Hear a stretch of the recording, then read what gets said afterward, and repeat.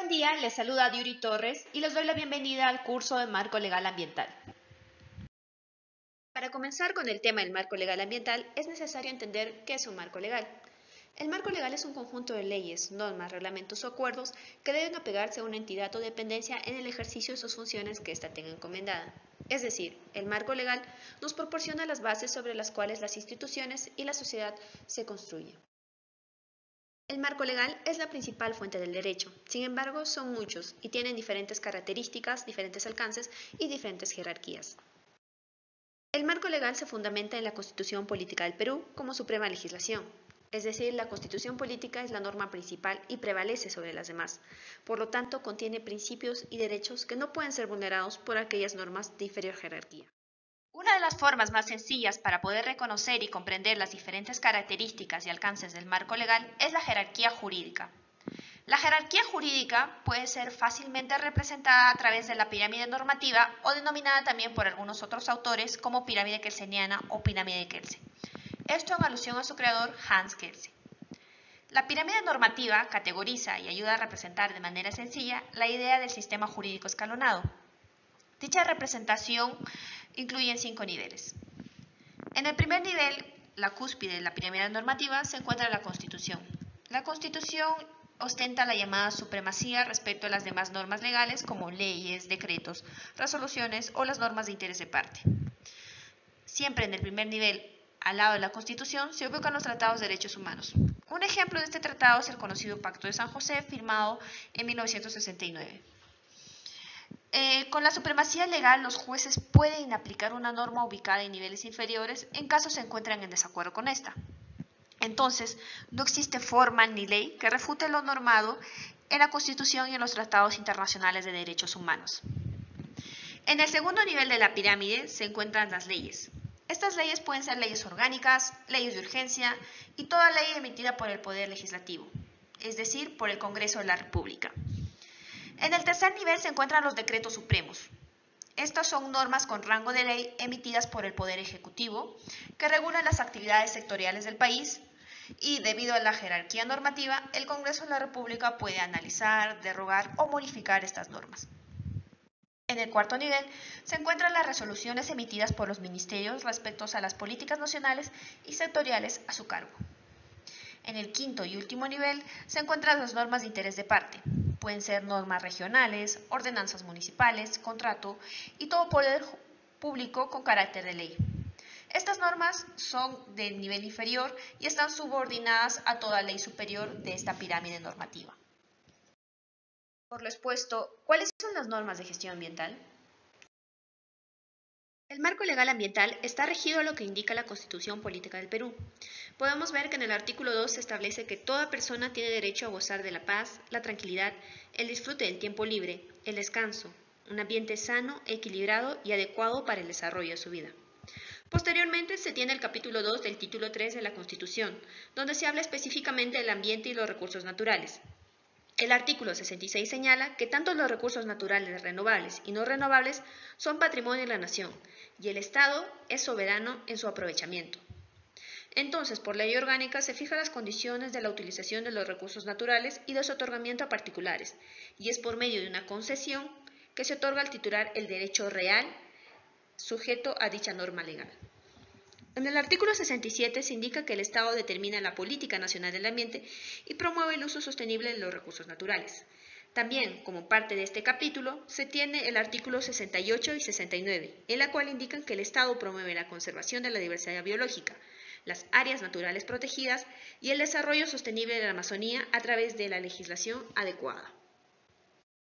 Como vimos, la creación de la Política Nacional del Ambiente ya se encontraba especificada en el artículo 67 de la Constitución Política del Perú. Sin embargo, fue aprobada el 23 de mayo del 2009, poco después de la creación del Ministerio del Ambiente, que fue creada como parte de la condición con Estados Unidos para la firma del Tratado de Libre Comercio.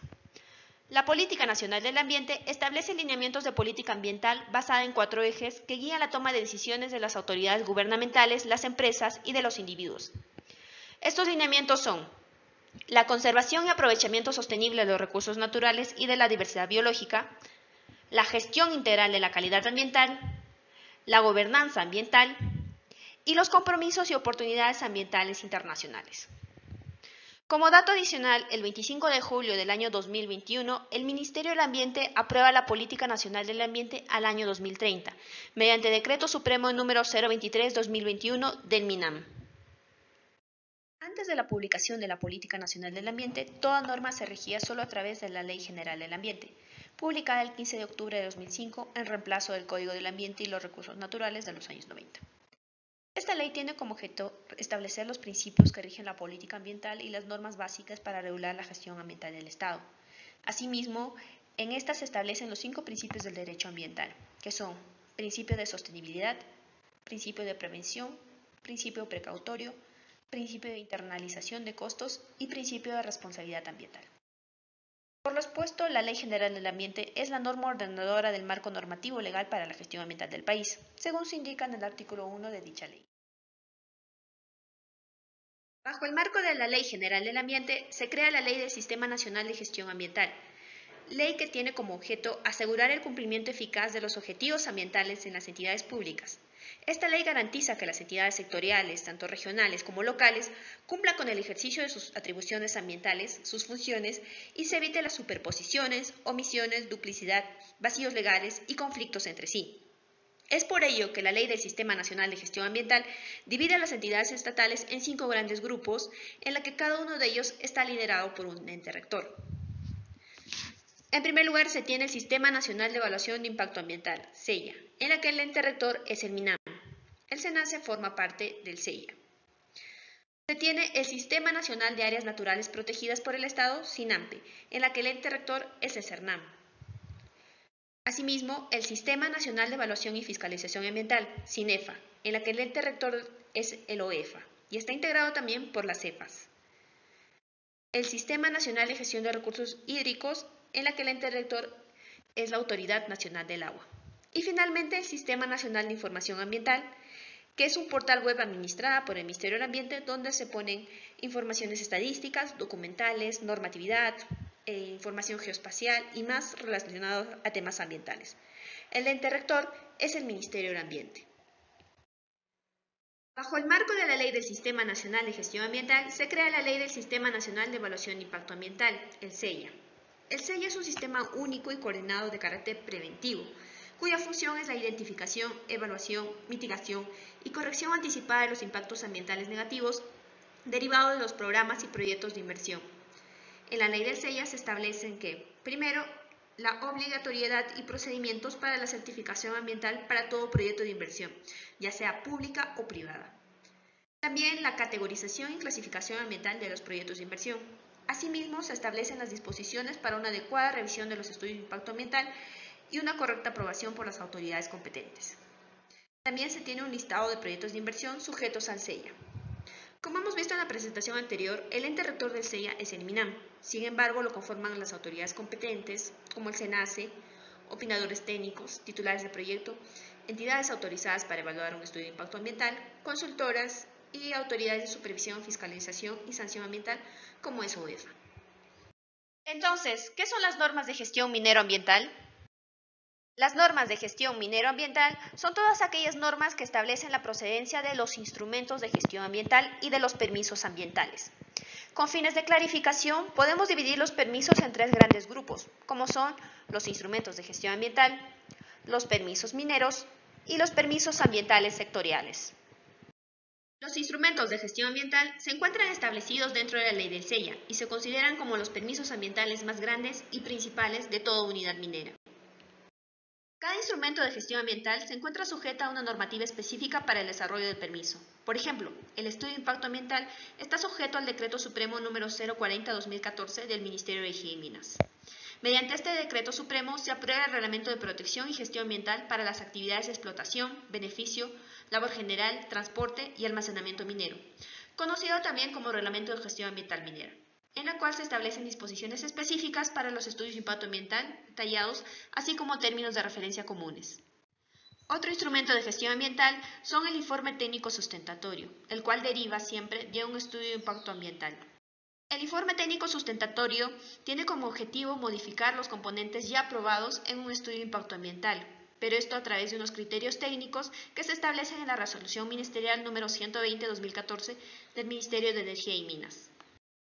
El año 2020 se modifica el Reglamento de Protección y Gestión Ambiental para las actividades de explotación, beneficio, labor general, transporte y almacenamiento minero. En este reglamento se establecen supuestos para la aplicación de la comunicación previa, con la finalidad de regularizar aquellos componentes pequeños dentro de una unidad minera. Uno de los instrumentos de gestión ambiental de carácter correctivo o de rehabilitación es el Plan de Cierre de Minas. El reglamento del Plan de Cierre de Minas fue aprobado mediante Decreto Supremo número 033/2005 por el Ministerio de Energía y Minas. Este reglamento fue posteriormente modificado mediante Decreto Supremo número 013/2019, en la que se aprueban nuevos lineamientos para la presentación de un nuevo instrumento de gestión ambiental de carácter preventivo, denominado Plan Ambiental Detallado. Por tanto, ¿qué es un instrumento de gestión ambiental? El instrumento de gestión ambiental es un documento, herramienta o mecanismo diseñado para prevenir, controlar, minimizar y corregir los posibles impactos ambientales que puedan generar las actividades y los proyectos de inversión. Por ejemplo, los estudios de impacto ambiental, las modificaciones de los estudios de impacto ambiental, los informes técnicos sustentatorios, comunicaciones previas, plan de cierre de minas, entre otros. Todo instrumento de gestión ambiental debe ser aprobada previamente por una certificación ambiental y legalizada mediante una resolución. Esta resolución certifica que el proyecto ha cumplido con los requisitos establecidos en el marco de la ley del SEIA.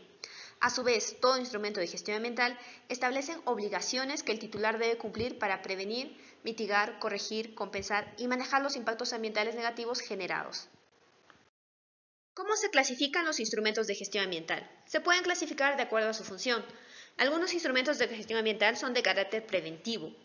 Por ejemplo, los estudios de impacto ambiental, los DIAs, los informes técnicos sustentatorios, comunicaciones previas, entre otros. Otros instrumentos de gestión ambiental son de carácter de control, como los estándares de calidad ambiental y los límites máximos permisibles. También se tienen los instrumentos de gestión ambiental de rehabilitación, como los PAMAS, el plan de cierre o el plan de pasivos ambientales. La ley del SEIA también clasifica los instrumentos de gestión ambiental de acuerdo al impacto. Impacto leve o de categoría 1 o impacto moderado o de categoría 2. Los instrumentos de gestión ambiental de impacto moderado y categoría 3 deben ser evaluados por SENACE. Los permisos mineros son generalmente evaluados y aprobados por el Ministerio de Energía y Minas.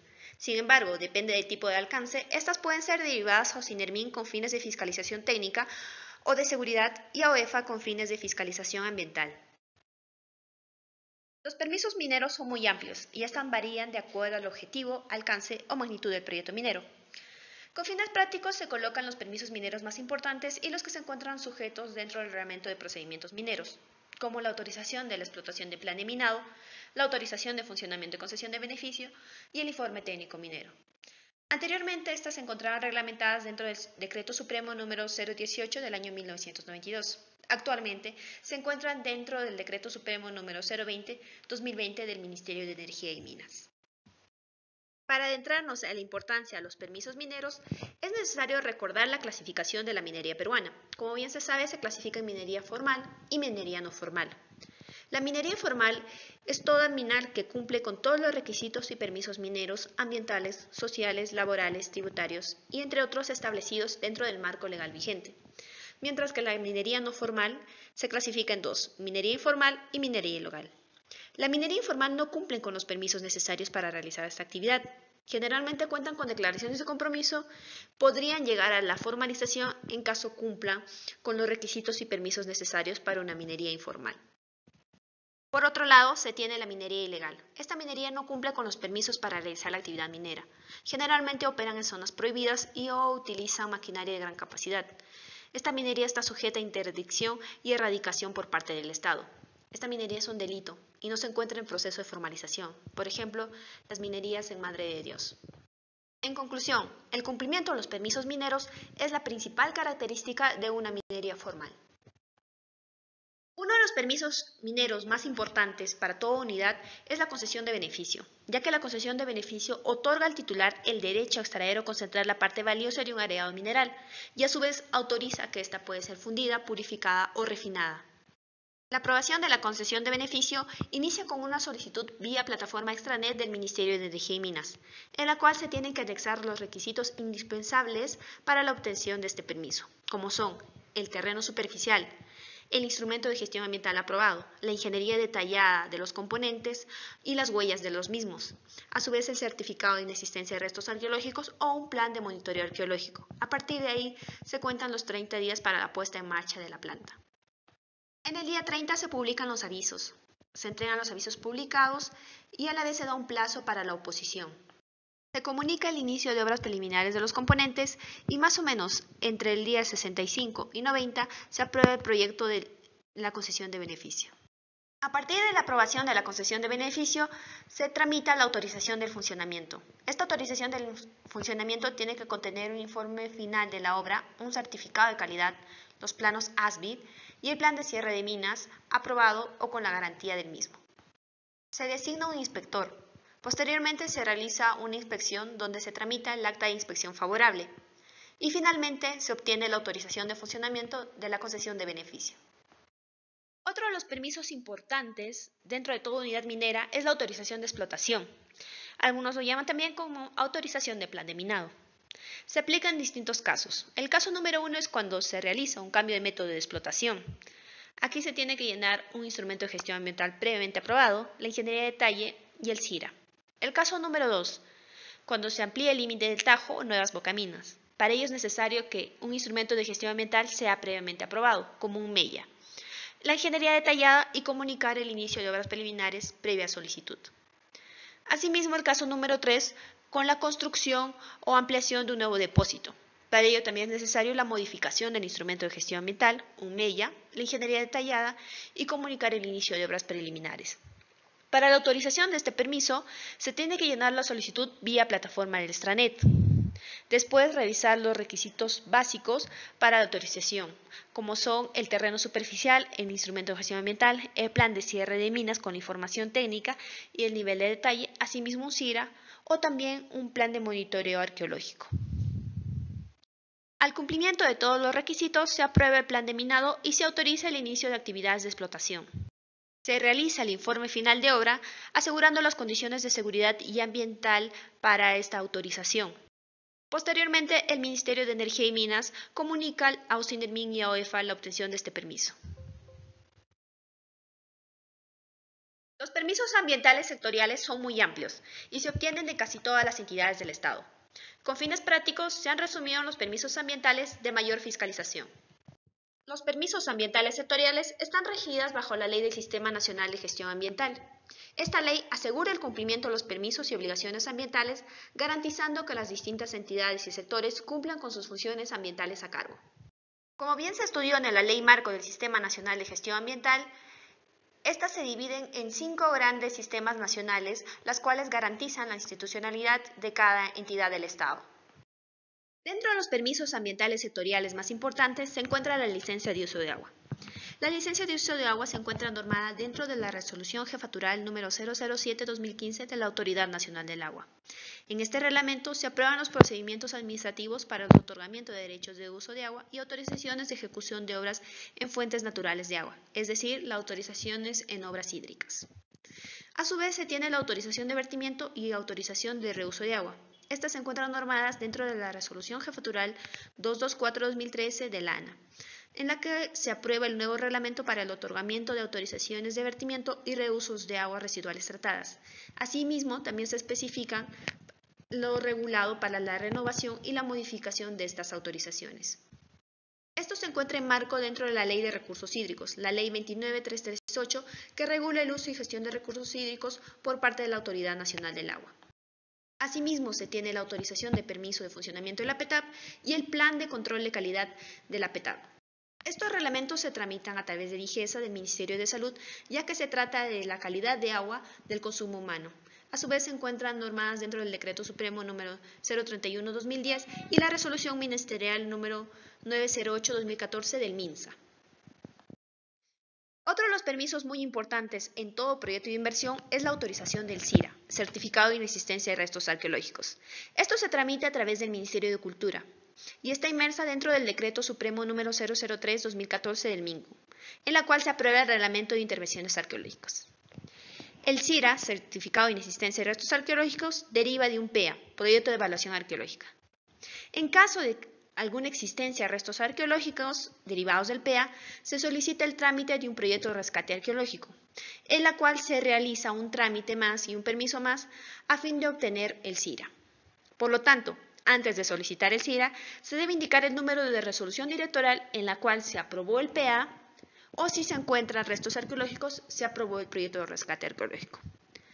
Una vez obtenida el CIRA, se puede empezar con la autorización del plan de monitoreo arqueológico, si así lo deriva su resolución de aprobación del CIRA. Otros de los permisos sectoriales relevantes son los permisos tramitados a través de SUCAMEX, SUNAT y OCINERMIN. Dentro de los permisos tramitados con SUCAMEX se encuentra la autorización de polvorín, almacenamiento de explosivos y la autorización de uso de explosivos. Esto se encuentra normado dentro del Decreto Supremo número 010-2017 por el Ministerio del Interior, en la cual se aprueba la Ley de Armas de Fuego, Municiones, Explosivos, Productos Pirotécnicos y Materiales Relacionados. La autorización de explosivos se encuentra en constante renovación anual debido a que son constantemente fiscalizados por el Ministerio del Interior. Asimismo, se tiene el permiso por SUNAT, la autorización de insumos químicos y bienes fiscalizados. Esto en marco de la Ley número 1126 y sus modificatorias, en la cual se establecen medidas de control de insumos químicos, productos fiscalizados, maquinarias y equipos utilizados para la elaboración de drogas ilícitas. Toda autorización de insumo químico y bienes fiscalizados se encuentran constantemente observadas por OCINERMIN y el Ministerio Público. Otro de los permisos sectoriales relevantes es el registro de hidrocarburos, mediante el cual se obtiene el permiso de uso de hidrocarburos para consumidores directos de GNB, es decir, para el uso y aprovechamiento del grifo dentro de la unidad minera. Esto fue aprobado mediante resolución del Consejo Directivo número 191-2011, en la cual se aprueba el reglamento de registro de hidrocarburos. Por último, para la aplicación de los permisos, no solo es necesario el conocimiento del marco normativo, sino también la actualización constante y las estrategias de respuesta técnica dentro del marco legal vigente y la jerarquía jurídica actual. Muchas gracias por su atención.